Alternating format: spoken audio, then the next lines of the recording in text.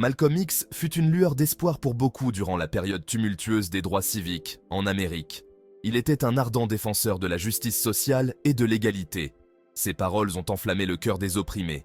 Il a remis en question le statu quo et exigé mieux pour son peuple. La vie de Malcolm X témoigne du pouvoir transformateur de la confiance en soi et de la persévérance. Né Malcolm Little, son enfance a été marquée par la pauvreté et les préjugés raciaux. Il a surmonté ces défis pour devenir une voix importante dans la lutte pour les droits civiques. Son message a profondément résonné auprès des Afro-Américains qui aspiraient à la liberté et à l'égalité. Le parcours de Malcolm X n'a pas été sans complexité ni controverse. Il était une figure controversée de l'histoire américaine. Ses opinions ont évolué au fil du temps, reflétant sa propre croissance personnelle et sa compréhension du monde. Malgré les controverses, on ne peut nier son impact significatif sur le mouvement des droits civiques. Son héritage continue d'inspirer des générations à lutter pour la justice et l'égalité. On se souvient de lui comme d'un orateur puissant, d'un leader intrépide et d'un défenseur des droits de l'homme.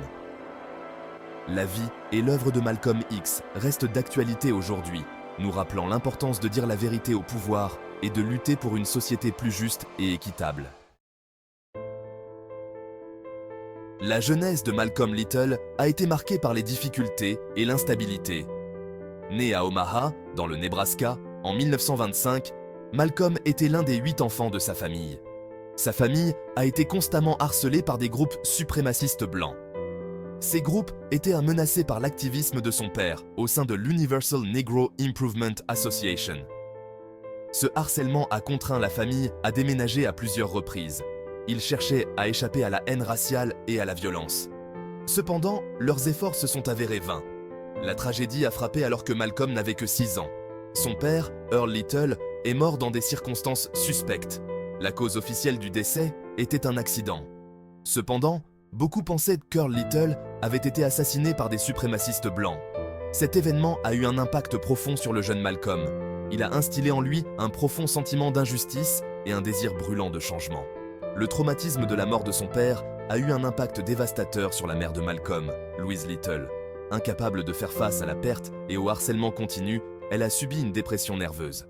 Elle a été internée dans un hôpital psychiatrique, laissant Malcolm et ses frères et sœurs orphelins. Malcolm a passé ses années de formation dans divers foyers d'accueil et institutions, aspirant à la stabilité et à l'amour d'une famille. L'enfance de Malcolm a été marquée par une exposition constante aux préjugés raciaux et à la violence. Il a été le témoin direct des dures réalités de la ségrégation et de la discrimination. Ces expériences ont laissé une marque indélébile sur son psychisme, façonnant sa vision du monde et alimentant son désir de changement. Lors d'un incident particulièrement éprouvant, la maison familiale de Malcolm a été incendiée par le Ku Klux Klan. La famille a échappé de justesse à la mort. Mais le message était clair. La vie des Noirs n'avait aucune valeur et la suprématie blanche régnait en maître. Cet événement a instillé chez Malcolm un profond sentiment d'insécurité et de peur. Malgré son intelligence et son potentiel, les aspirations scolaires de Malcolm ont été étouffées par un système raciste. Ses professeurs l'ont découragé de poursuivre ses objectifs universitaires. Ils l'ont orienté vers une formation professionnelle, le jugeant inapte à l'enseignement supérieur. Cette discrimination flagrante a encore alimenté la colère et le ressentiment de Malcolm envers l'establishment blanc. Les expériences de Malcolm en matière d'injustice raciale n'étaient pas des incidents isolés. Ils faisaient partie d'un problème systémique, plus vaste, qui imprégnait tous les aspects de la société américaine. Du logement à l'éducation, en passant par l'emploi et les soins de santé, les Afro-Américains étaient là confrontés à la discrimination et à l'oppression à chaque tournant. Ces inégalités ont créé un profond sentiment de frustration et de colère au sein de la communauté noire, que Malcolm X allait plus tard exploiter. Section 4. Trouver la foi derrière les barreaux. Conversion à la nation de l'islam. À la fin de son adolescence et au début de la vingtaine, Malcolm s'est tourné vers une vie de crime. Il s'est impliqué dans des vols mineurs, le jeu et le trafic de drogue. Cette voie l'a finalement conduit à son arrestation et à son emprisonnement en 1946. C'est pendant son séjour en prison que Malcolm a vécu une profonde transformation. Il a découvert les enseignements de la Nation de l'Islam, un mouvement nationaliste noir et religieux qui prônait l'autonomie, l'émancipation des Noirs et la séparation d'avec la société blanche. Le message de la nation de l'islam a profondément résonné chez Malcolm. Il lui a offert un sentiment d'utilité et d'appartenance qu'il n'avait jamais connu auparavant. Il a embrassé ses enseignements avec ferveur, se plongeant dans l'étude du Coran et des enseignements d'Elijah Muhammad, le chef de la nation de l'islam. La conversion de Malcolm à l'islam a marqué un tournant dans sa vie. Il a abandonné sa vie de délinquant et a embrassé une vie de discipline et de progrès personnel. Il a renoncé au tabac, au jeu et à la viande de porc, adhérant strictement aux principes de sa nouvelle foi. La transformation de Malcolm en prison a été tout simplement remarquable. Il s'est instruit en dévorant des livres d'histoire, de philosophie et de religion. Il a perfectionné ses talents d'orateur en participant à des débats passionnés avec ses codétenus et les responsables de la prison.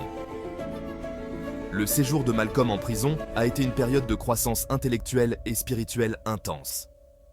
C'est pendant cette période qu'il a développé l'éloquence, le charisme et l'engagement indéfectible envers la justice qui allait faire de lui une force redoutable du mouvement des droits civiques. Section 5. Malcolm X, une voix pour les opprimés. À sa sortie de prison en 1952, Malcolm X, ayant adopté son nouveau nom, se consacre entièrement à la nation de l'islam. Son intelligence, son charisme et ses talents d'orateur enflammé l'ont rapidement propulsé dans les rangs de l'organisation. Il est devenu ministre et porte-parole de la nation de l'islam. Ses discours percutants, prononcés avec conviction et passion, ont trouvé un écho profond auprès des Afro-Américains à travers le pays. Le message de Malcolm X était un message de fierté noire, d'autonomie et de résistance à l'oppression blanche. Il remettait en question l'approche non violente prônée par les leaders des droits civiques comme Martin Luther King Jr. Il soutenait que les Noirs avaient le droit de se défendre contre la violence raciale par tous les moyens nécessaires. Son message, bien que controversé, a touché une corde sensible chez beaucoup de ceux qui estimaient que l'approche non violente était inefficace face à la brutalité et à l'oppression continue. L'influence de Malcolm X au sein de la nation de l'islam s'est rapidement accrue. Il a établi de nouveaux temples à travers les États-Unis, attirant des milliers de nouveaux adeptes au mouvement. Ses discours et ses interviews ont été largement diffusés, faisant de lui l'une des figures les plus en vue et les plus reconnaissables de l'ère des droits civiques. L'ascension de Malcolm X a coïncidé avec une période de tension raciale et de violence accrue en Amérique. La lutte pour les droits civiques atteignait un point d'ébullition, et le message d'émancipation et d'autodétermination des Noirs de Malcolm X offrait une alternative puissante à la résistance non violente prônée par d'autres.